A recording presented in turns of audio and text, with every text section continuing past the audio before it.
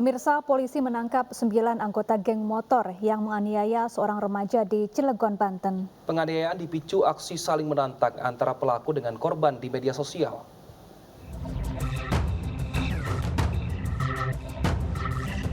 Inilah video penganiayaan yang dilakukan sekelompok geng motor terhadap seorang remaja di Cilegon, Banten. Dengan beringas, para pelaku menyerang korban dengan senjata tajam. Korban pun terluka dan hingga kini masih dirawat di rumah sakit. Polisi kemudian menangkap 9 pelaku, 5 diantaranya ditetapkan menjadi tersangka. Polisi juga menyita sejumlah senjata tajam dan 4 sepeda motor. Pelaku dan korban merupakan anggota geng motor yang saling menantang di media sosial. Yaitu kena luka tusukan di tangan, kemudian di bagian rusuk, sama di paha.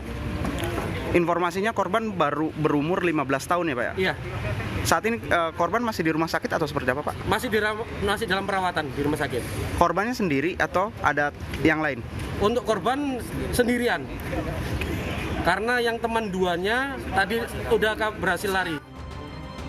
Polisi juga meminta para orang tua dan tokoh masyarakat agar sama-sama mengawasi anak-anaknya sehingga peristiwa serupa tidak terulang. Dari Cilegon, Banten, Iskandar Nasution, iNews melaporkan. Truk sampah yang melaju di jalur Transjakarta di Kramat Jati, Jakarta Timur menabrak sepeda motor. Akibatnya pengendara dan penumpang motor kritis dan langsung dilarikan ke rumah sakit. Seperti inilah kondisi sepeda motor yang ringsek usai tertabrak truk sampah milik Dinas Kebersihan Provinsi DKI Jakarta Kamis siang.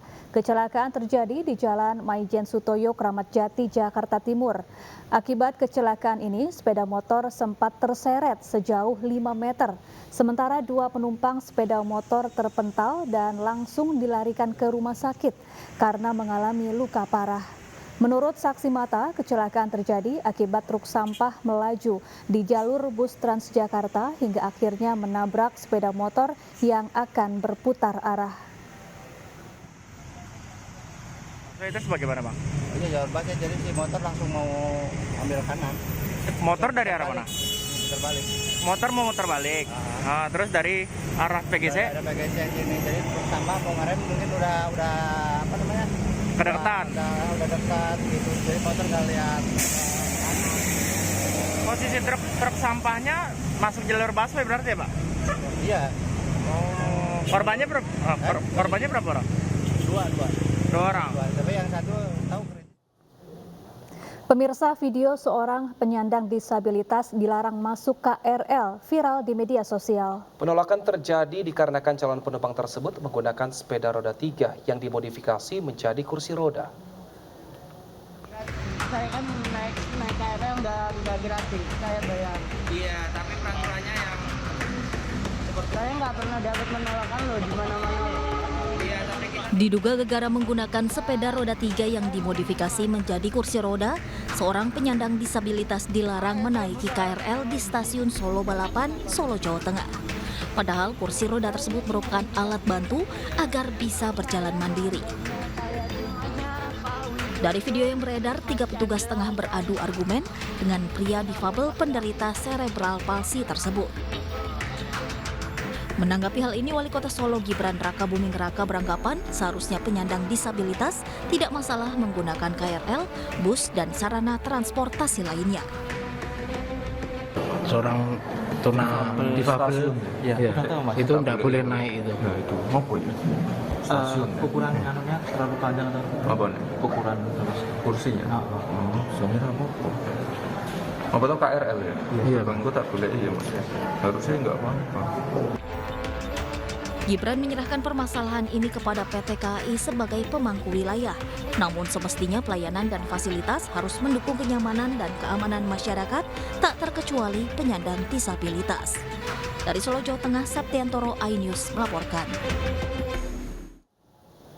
Dan saat ini sudah bergabung bersama kami VP Corporate Secretary KAI Komuter Line, maksud kami KAI Komuter, Ana Purba. Selamat sore Kak Ana, video ini sudah viral, apa tanggapan dari pihak KAI Komuter mengenai hal ini?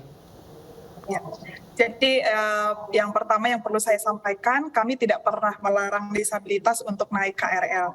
Termasuk penumpang tadi yang ada di video adalah penumpang yang sudah kami layani, kemudian beliau juga sudah naik KRL. Kemudian di sini dapat kami klarifikasi bahwa potongan video tersebut kami hanya menawarkan untuk alat yang digunakan kursi roda yang kami siapkan karena kami harus memastikan keselamatan pengguna jasa komuter lain, termasuk ketika naik turun menuju peron dan menuju KRL, sehingga untuk memudahkan dan fokus kepada keselamatan kami menawarkan kursi roda sehingga alat yang digunakan alat bantu yang digunakan juga kami bisa bantu agar tetap bisa masuk ke dalam KRL, sehingga kami dapat klarifikasi bahwa penumpang tersebut tidak pernah kami larang dan sudah naik KRL. Kemudian untuk penggunaan kursi roda ini memang karena sedikit berbeda, kami hanya ingin memastikan ya keselamatan ketika naik turun baik ke lift ataupun menuju peron, sehingga pengguna jasa komuter lain siapapun yang menggunakan fasilitas ini dapat terlayani dengan baik. Bahkan pada saat ini stasiun-stasiun kami juga sudah fokus untuk bisa ramah disabilitas, dan ketika penyempurnaan layanan yang ada di stasiun memiliki hotline khusus disabilitas di 0812 9660 5747 agar mereka bisa menginformasikan naik stasiun dari mana menuju ke mana, agar petugas kami dapat membantu khususnya kepada stasiun-stasiun yang saat ini masih harus kami perbaharui untuk pelayanan disabilitas. Ya, Mbak Anu, jadi sebetulnya seperti apa regulasi KAI ini untuk penumpang dengan penyandang disabilitas yang membawa peralatan khusus ke dalam kereta? Iya, seperti tadi yang kami sampaikan ya, bahwa dalam setiap hari kami melayani disabilitas di stasiun-stasiun, tidak hanya di Jogja Solo tetapi juga di Jabodetabek ya.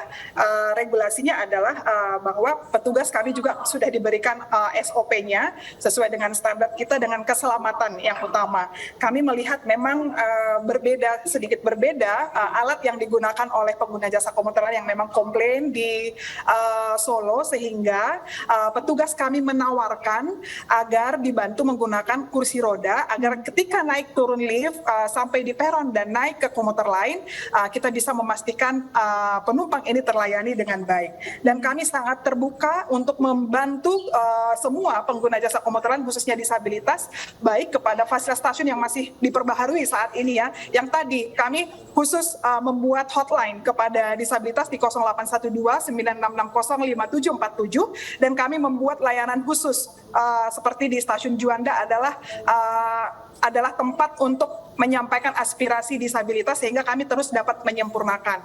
Bahkan untuk fasilitas di stasiun di Jabodetabek ataupun di Solo ya ataupun di Jogja, ini kami melibatkan mereka untuk memberi input kepada kami sebenarnya mau seperti apa. That's why juga 2 hari ini kami berupaya menghubungi pengguna yang ada tadi di video supaya kami juga mendapatkan masukan, karena kami baru pertama kali nih mendapatkan alat bantu demikian, sehingga dengan memberi masukan kami juga bisa menyempurnakan layanan kami yang ada di stasiun. Saat ini kami sudah terhubung, tetapi yang bersangkutan meminta waktu dalam 2 hari ke depan, semoga kami bisa bertemu dengan beliau. Baik, kita tunggu 2 hari ke depan seperti apa tanggapan dari kaum difabel ini untuk kasus ini. Terima kasih Ana Purba, VP Corporate Secretary KAI Komuter telah bergabung bersama kami di iNews Sore. Pemirsa, sejumlah informasi viral di media sosial dan mengundang banyak komentar netizen. Mulai dari aksi pelecehan di dalam taksi online hingga seorang pemuda Malang yang terjatuh dari atap. Selengkapnya dalam Viral hari ini.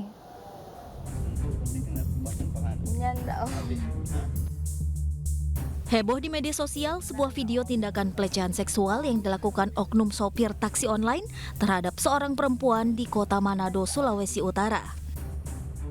Video yang diunggah pertama kali oleh akun Instagram @ebituela memperlihatkan seorang wanita tengah merekam aksi tak pantas yang dilakukan seorang oknum sopir taksi online.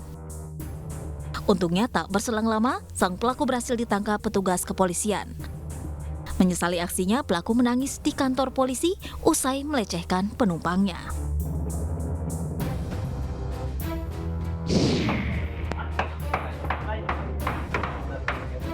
Sebuah video yang menampilkan detik-detik anggota Ormas menyegel 70 kios di Pasar Pagar Dewa Kota Bengkulu viral di media sosial usai diunggah oleh akun Instagram @onlinenewsidn. Penyegelan diperintahkan oleh Koperasi Bangun Wijaya selaku pengelola pasar kepada para anggota Ormas tersebut dikarenakan para pedagang belum menyelesaikan masalah administrasi.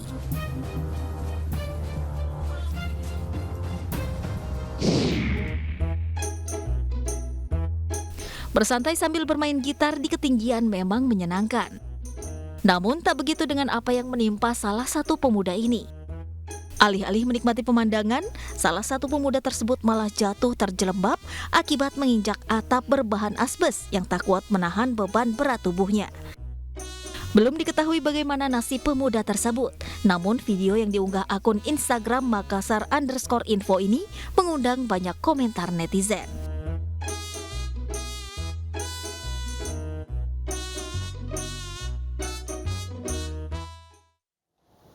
Pasca autopsi ulang, tim forensik memeriksa mikroskopik untuk memastikan penyebab sejumlah luka di tubuh Brigadir Yosua. Informasi selengkapnya kami hadirkan usai jeda. Tetap bersama kami.